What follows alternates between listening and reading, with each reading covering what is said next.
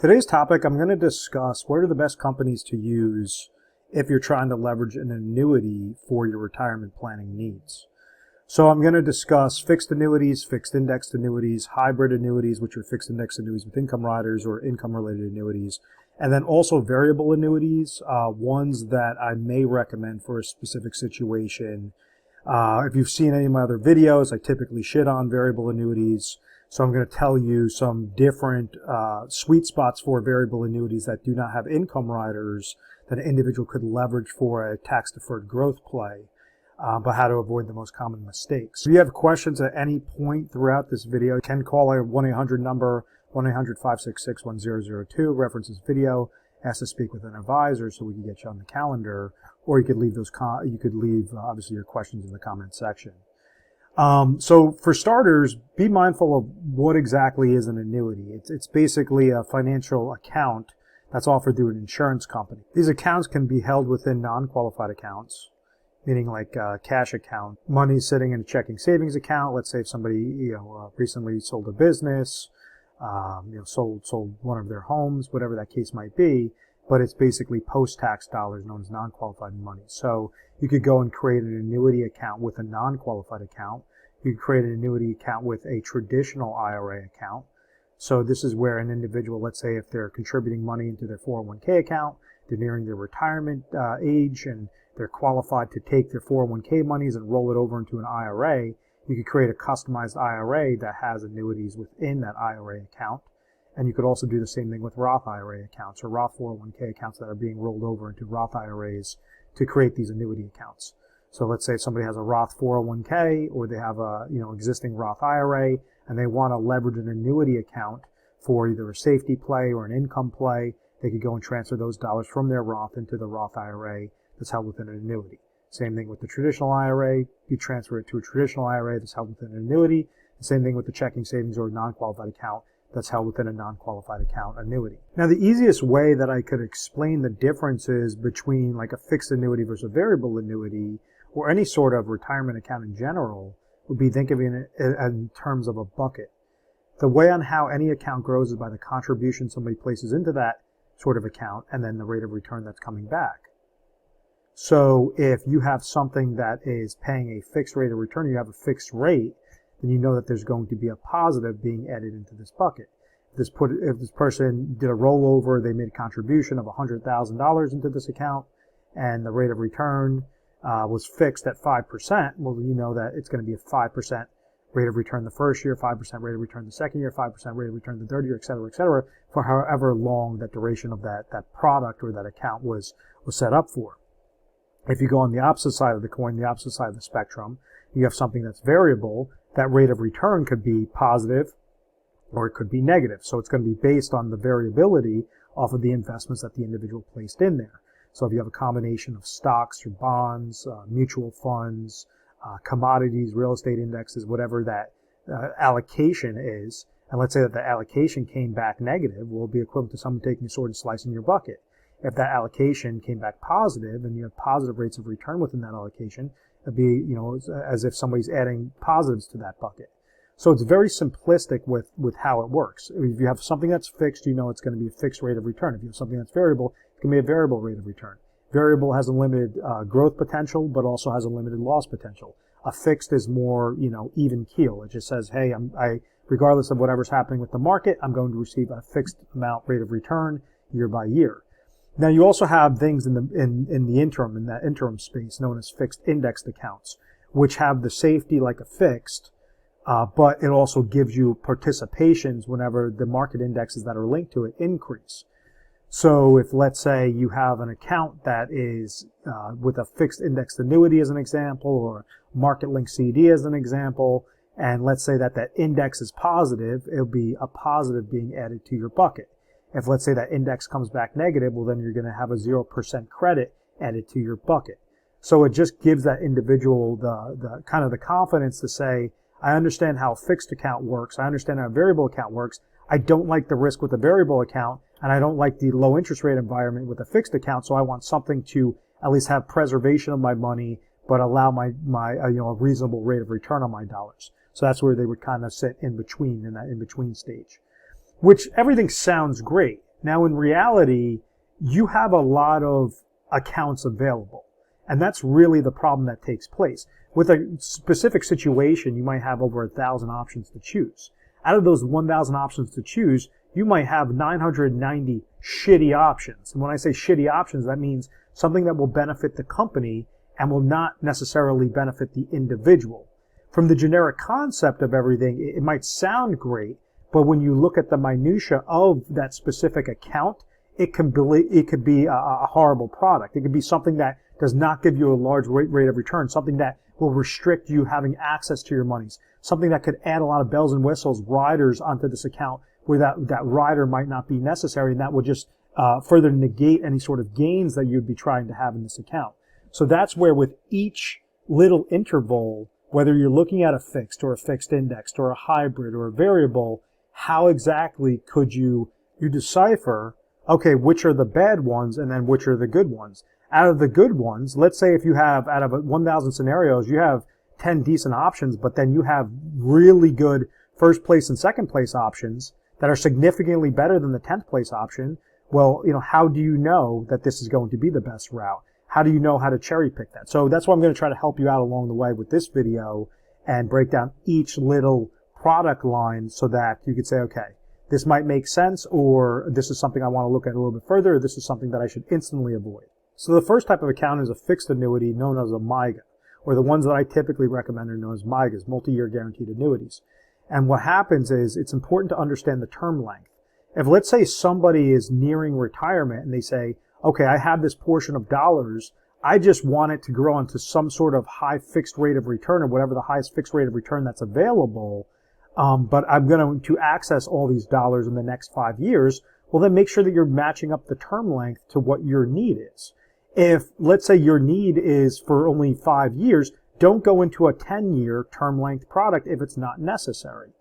Also, when I say MYGA, multi-year guaranteed annuity, with these fixed annuities, you might have some that give you a shiny object. What that means is you might have a multi-year guaranteed annuity that's going to pay you 5% per year for the next 5 years, and then you might have another company that's going to give you a 7%, but for only the first year, and then it's going to drop it down to 2% for years 2, 3, 4, and 5.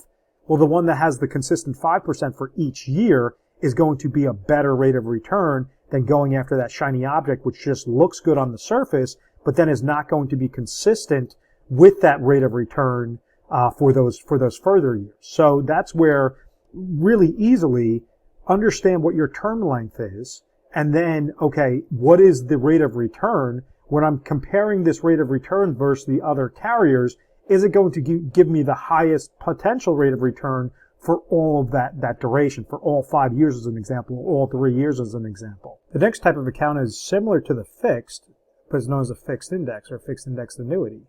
And the way on how this works is if you think of it like that bucket with the lid over it, your rate of return on the fixed, if let's say it's going to give you a 5% rate of return per year, you understand at the end of the first year, you're going to open up the lid, pour the 5% gain.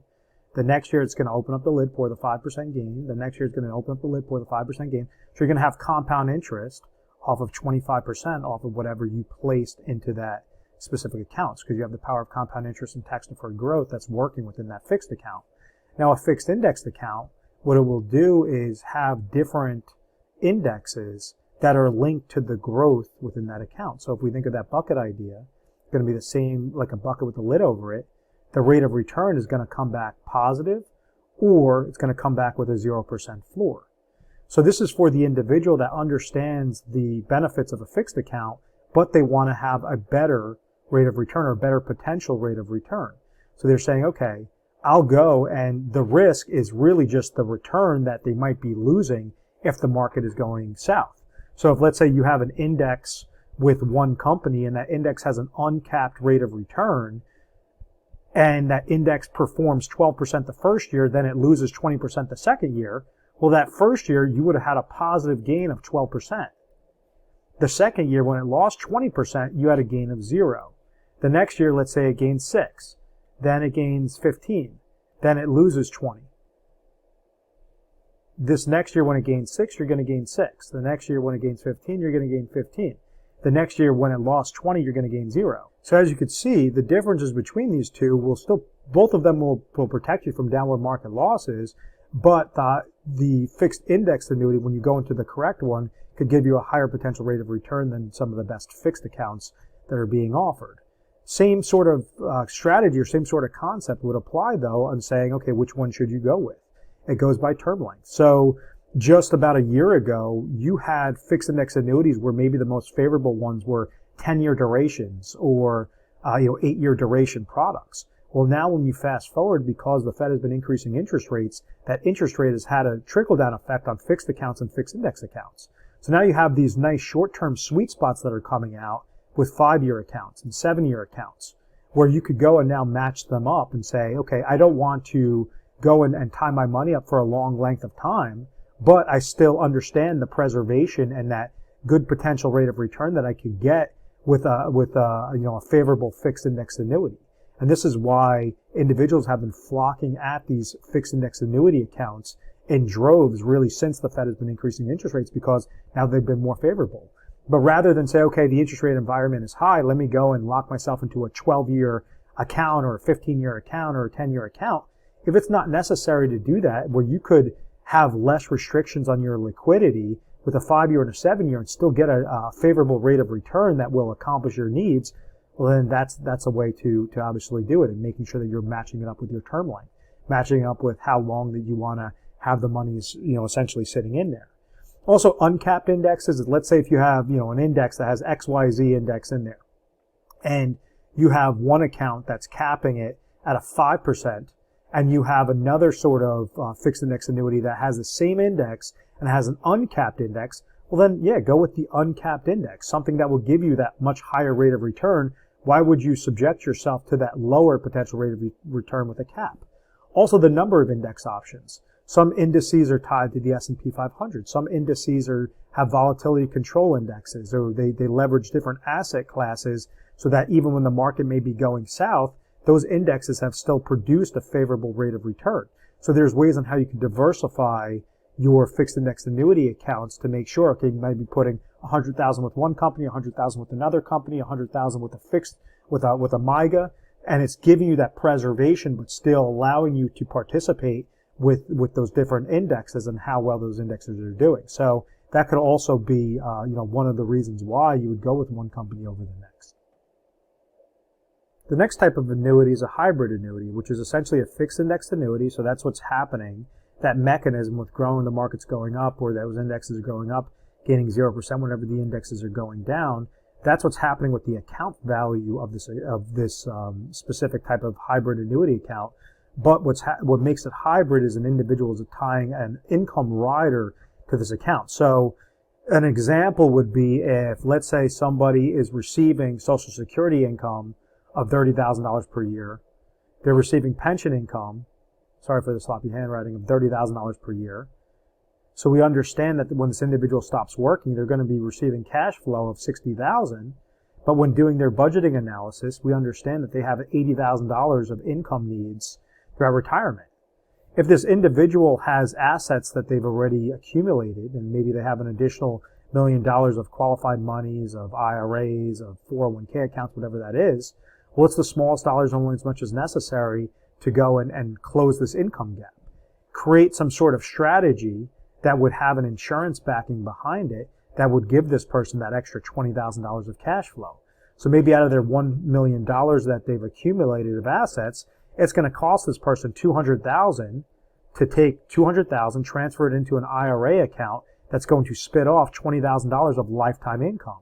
So you have the combination of Social Security income, the combination of pension income, and you have the combination of the annuity income that will close up that gap and make sure that their income needs are covered of that $80,000.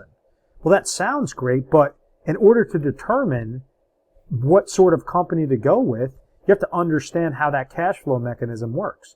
Because you might have first place that's going to give this person a large cash flow percentage versus second place, which might give them significantly smaller. So like in this example, if the person has the $1 million nest egg, and we're going to go with the first place option, that they're going to have to place $200,000 with the first place option. Well, maybe second place option, it might cost this person $275,000 to get that same $20,000 cash flow, it's going to cost them $75,000 more than the first place option.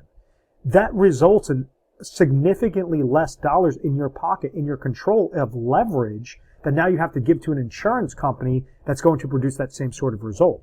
So that's where cash flow need and time horizon is really a big aspect to hybrid annuities and really income annuities or income annuity plays. Why would you go with an inferior product or an inferior account when you could go with the superior options? And then when you fast forward, when you have, let's say, 1,000 different options to choose from, different strategies, different accounts on the hybrid annuities, the difference between fifth place and first place is so far between. There's such a large variance there that it could cost you thousands upon thousands of dollars by going into the wrong direction, let alone if you went into one that was 200th place or 50th place or even, third place. Which ones are going to give you the best options? And that's something that we do analysis on to figure out what an individual situation is. And then because we're an independent agency, we scale through all the top carriers and say, okay, this is your age. This is how long you want to wait until you're triggering lifetime income. This is the state that you live in, that you reside in. This is going to be the best solution for you. And that's where we do a full-blown analysis to say, okay, what's going to give you the top cash flow, but then also what's going to be the cheapest rider cost and the different features. Maybe you might get some ancillary benefits, home health care doublers as an example, or you might have first place is going to, produce you $20,000 of income. Second place is going to produce you $19,995 of income. But that second place option is only going to be 50 basis points of a fee versus the first place option would be 1.5% of a fee. Well, it makes more mathematical sense to go with that second place option because you have less of a fee and maybe you'll have better indexing options with that second place. So those are the different things to really understand that even though you might have a higher cash flow, well, it might be impacted with a bunch of fees and a lot of restrictions in there as opposed to the second and third place option. And that's something that obviously would be important because it could result in thousands of more dollars in your pocket throughout the longevity of leveraging that sort of account. The fourth type of annuity, which once again, I typically shit on variable annuities. I don't like variable annuities because the highest marketable variable annuities out there are ones with income riders. And I don't believe that a variable annuity with an income rider is justified. I think that you could go and set yourself up in a much better mathematical position by leveraging hybrid annuities, which are fixed index annuities with income riders, because it will give you a higher cash flow. It could have less rider costs. It could also produce a more favorable rate of return than some of the variable annuities out there. But the variable annuities that I have seen and I have recommended in the past were ones without income riders, which have no loads and they're completely liquid. So with a typical non-qualified investment account, let's say you're setting it up with a random custodian and you're investing monies. So think of that sort of account as you're making contributions into the plan, and then the rate of return is going to be either positive or negative based on your allocation, based on the different stocks, bonds combination that you created. Well, when you have money sitting in a non-qualified typical investment account, known as a brokerage account, anytime that you're doing a buying and selling those positions, it could result in a capital gain or a capital loss where you'd have to pay taxes anytime that you execute that position for that gain, as an example. Well, when you're leveraging it within the proper variable annuity chassis that has no additional riders, so they have no riders that are attached with it, they have reduced costs within there, and they're 100% liquid, you could have that same buying and selling of the positions, but instead of getting hit with a capital gain on there every year that you're selling it for a gain, it's just growing with the power of compound interest within that bucket. So when you fast forward and you actually start pulling withdrawals from that sort of account, that's when those monies would get taxed. So it just allows your account to grow on a more consistent basis because you have that tax deferred growth in there, especially if somebody is, let's say, a higher net worth client and, the taxes are going to be a problem for them each year. They don't want to constantly be paying these capital gains taxes anytime that they're making growth within their account. So they might hoard a slew of dollars, placing into no load variable annuity so that those monies could fester and could grow in there on that tax deferred basis. And then, whenever they do want to dip from those accounts, that's when they get taxed on any of the gains, at that later date. So it's just a way on how to leverage it from a taxation standpoint, which have been favorable in the past. But once again, there's limited companies that offer those sorts of variable annuities, so you just have to be very careful because those are not the variable annuities with income riders, which I've, essentially crapped on in some of my other videos. So once again, just to reiterate some of the mistakes that individuals make when they're just trying to choose a random company rather than take a calculated move. For the fixed annuities, they go with ones that just give you a rate of return that first year, and then that rate of return drops off for those other years.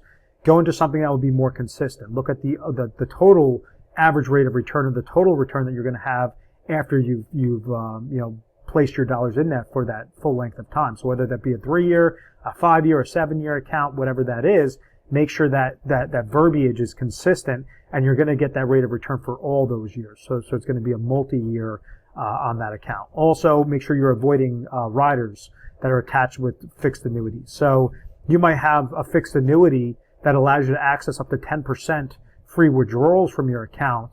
If, let's say, it was in a 5 year as an example, you could access up to 10% after the first year, 10% after the second year, 10% after the third year, et cetera, et cetera. After the 5th year, you have full access to your monies. But you might have another account that looks like it's going to give you a higher rate of return, but for this 10% free withdrawal feature, they might charge you 25 basis points for it. So in reality, after you're netting out those fees, it's going to give you a less of a rate of return than something that has that 10% free withdrawal mechanism at no cost. Same thing, like a death benefit. You might have companies that might look like they're giving you a favorable rate of return, but they'll charge you if, let's say, you pass away prematurely before those 5 years have been accomplished. They'll charge your beneficiaries some sort of surrender penalty unless you go and you add on this additional bells and whistle onto that fixed annuity. So you just have to be very careful with which ones you go with, making sure it's consistent, making sure you're reading the verbiage, you're looking at the account, you're looking at the contract, so that everything levels up and everything is appropriate to what you originally thought it was designed to do. Some of the best fixed indexed accounts, make sure you're going with uncapped indexing strategies, ones that have produced favorable historical rates of return. Good rated carriers, ones that give you that flexibility to pull your dollars out if you want to play that game where, let's say, anytime that there's a gain into your account, you're using that growth to use for some sort of withdrawal strategy or income play, or you're just allowing those monies to kind of fester in there and grow with the power of compound interest. So there's a slew of different ways on how to tackle this. What you want to do is avoid things that have small cap limits or really restricted liquidity or limited indexing options on there. Those are some common mistakes that an individual would make. Now, when you're looking at hybrid or income-related annuities, let's say that you do have an income-related need, and you're saying, hey, I want an annuity to be my financial tool, to use an annuity account to produce me some sort of lifetime income for me or me and my spouse. Well, be careful on that. Make sure that you're going with the first place option or the second place option. You're not going into 10th place or 15th place. And that's something that we do that analysis for individuals. Figuring out what their current point A is, where they are right now, their point B, where they want to get to, what age they want to ideally retire, if they're not currently retired, and then how to get from, point B to essentially date of death successfully. And the trick with creating that strategy is using the smallest amount of dollars and only as much as necessary towards the correct account. You don't want to add more dollars into an account than what's necessary. You want to only put that smallest dollars in there so that you have as much flexibility, as much leftover monies as possible, so that you could reap the benefits of an emergency need. You would reap the benefits of a growth or an inflationary need, maybe an inheritance need, really whatever is most important to you. So I hope that makes sense, and that's obviously one of the things that we help out individuals do. Now, variable annuities, you have to be careful. Once again, these are probably the most sold products are variable annuities. And the reason why I disagree with a lot of variable annuities is because when you're comparing them from the top income play, it's not going to be anywhere close to the top income as you would through an income annuity or a hybrid annuity. From a fee standpoint, variable annuities could be extremely expensive. Could range from 3% on the minimum up to 7% on the high end if you're adding a lot of bells and whistles in there. So it could just be a complete disaster. So you have to be very careful with leveraging that variable annuity strategy, which I kind of touched up on before. So a nice little rule of thumb, or a really easy way on how you could create solutions for finding out the best companies or seeing whether or not an annuity would be appropriate for your situation, is going over something called the 3 things scenario. Now, there's 3 things that every individual needs to figure out before they're retired, or if they're currently retired, how to stay retired forever. The first thing is income. The second thing is emergency needs. And the third thing is growth. So let's say if you have an individual that has $1 million of different retirement assets and savings between non-qualified accounts, IRA accounts, Roth accounts, whatever that case might be, and I'm just using $1 million as a really easy number, a really simple mathematical number, and let's say we understand that this individual is currently age 60 and they want to retire at age 65. So this says our point A is age 60, point B is age 65. This is when they ideally want to retire. This is how much they have in assets.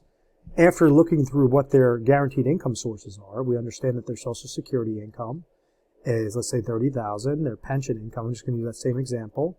Their pension income is $30,000. And we understand that their expense need is going to be $80,000. So there's that $20,000 gap. Out of this $1 million, maybe the most appropriate way to tackle this income strategy to create that $20,000 cash flow would be leveraging a hybrid annuity. Out of whatever the best hybrid annuities are, which are going to generate the best cash flow, hybrid annuity with ABC company is going to give this person $20,000 of cash flow if they roll over $200,000 from their qualified accounts, or they transfer $200,000 from their qualified accounts. So this is going to be a hybrid IRA annuity for this $200,000 that will generate the $20,000 of cash flow. Out of that $1 million, now this says because we use the smallest dollars only as much as necessary for the step one, now we can move on to step two. What's their emergency need? This person has $80,000 of expenses. Rule of thumb is an individual should have anywhere between 6 to 12 months of liquid cash that they could use in case of an oh my gosh moment was to occur. So after questioning, we understand that maybe this individual feels really comfortable with leaving $50,000 on the sidelines, $50,000 of something that's liquid that they could touch at the drop of a hat. So out of these $1 million, we put $200,000 into a strategy to accomplish their income need. We leverage $50,000 into a, let's say, not even an annuity, but just a money market strategy, and that's going to accomplish their emergency need. Well, now we have $750,000 of fund monies that we could use for this growth-related need. So maybe this might be a combination of fixed annuities, fixed index annuities. Maybe if there's non-qualified monies there, you can place into no-load variable annuities. That's really just from the annuity standpoint. Realistically, this individual may want to place their dollars and kind of dabble in the market, set up brokerage accounts, or set up IRA accounts with different investment opportunities, investment strategies, stocks, bonds, low cost, ETFs, whatever that case might be. That's going to be appropriate to their risk tolerance. But out of this scenario, we're placing the smallest dollars only as much as necessary into the annuity product lines so that we have as much leftover dollars as possible towards that growth, towards that inflationary need, really in that step three. So as long as you could understand the concept of the three-thing scenario and say, okay, this is how I could tackle it, really this is how an individual could have retirement success. This is where they're not going to worry, because let's say if they go and they have all three of their stages covered and the market takes a shit and now everyone's panicking, well, they're saying, well, actually my income strategy is covered. My emergency need is covered. My growth strategy, I might have some monies that are susceptible to that downward loss, but I have my other mechanism, my other accounts that are working with that consistency because I padded it correctly. And that's where individuals have that peace of mind. Now, some individuals may be more risk tolerant and they absolutely hate the safety aspect, which is fine. And that's where an annuity might not be a viable solution for what their mindset is. And that's not a problem. Annuity is not right for everybody. An annuity, if let's say somebody has more than enough cash flow in retirement and they don't need to use an annuity for income, well then don't use a hybrid annuity. Don't use something that will produce more income if you don't have that income need there. So you just have to be very careful and make sure you're calculated all throughout, your retirement and really your retirement planning needs. So I hope that this video helps you understand the different types of annuities, the different things to avoid with annuities, and then which companies to really look out for that would be, in your best interest to really help accomplish your goals successfully. If you are interested, in this content, you are interested in speaking with an advisor, feel free to give our 1-800 number a call. It's 1-800-566-1002. And we'll get you on your calendar with one of our advisors, or even myself if you request me. And, feel free to subscribe to our YouTube channel, Retire Sharp, so you can have access to the most updated videos. Thanks so much, guys.